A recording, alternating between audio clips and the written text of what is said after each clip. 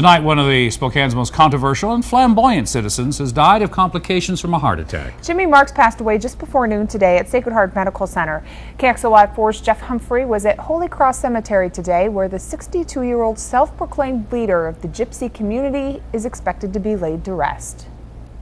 This is the Marks family mausoleum here at Holy Cross Cemetery.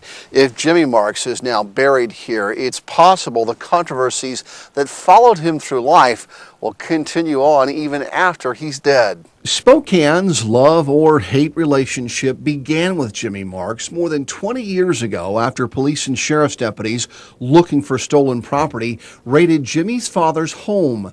Detectives recovered nearly $1 million in cash and jewelry. However, courts later ruled that the raid had occurred without a proper search warrant and the case was dismissed.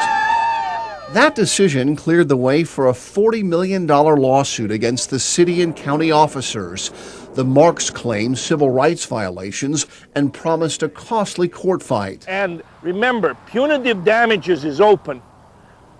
Sky is the limit. Spokane eventually settled the lawsuit for $1.5 million, but the Markses consider the sum an insult, and then Jimmy Marks cast a curse on the city of Spokane. Then when Jimmy's father, Grover, died in 1997, Jimmy stopped his dad's hearse in front of City Hall and invited Grover's ghost to haunt the building forever. I'm bringing Grover to the city attorney and the city council for the last time. He wants his money. He wants his peace. 2 years later, the Markses made the news again when someone objected to the way the family was remembering their dead. They were visiting their grandparents and their father. 4 young men had gathered around Grover's mausoleum for a Gypsy religious rite, smoking cigars and pouring beer on the ground, the stuff that Grover enjoyed when he was alive. The dead is dead.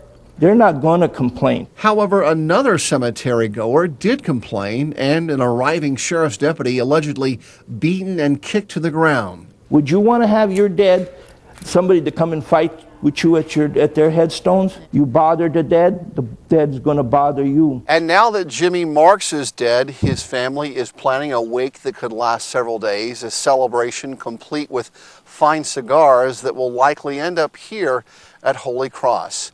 Jimmy Marks was 62. Reporting in North Spokane, Jeff Humphrey, KXLY4.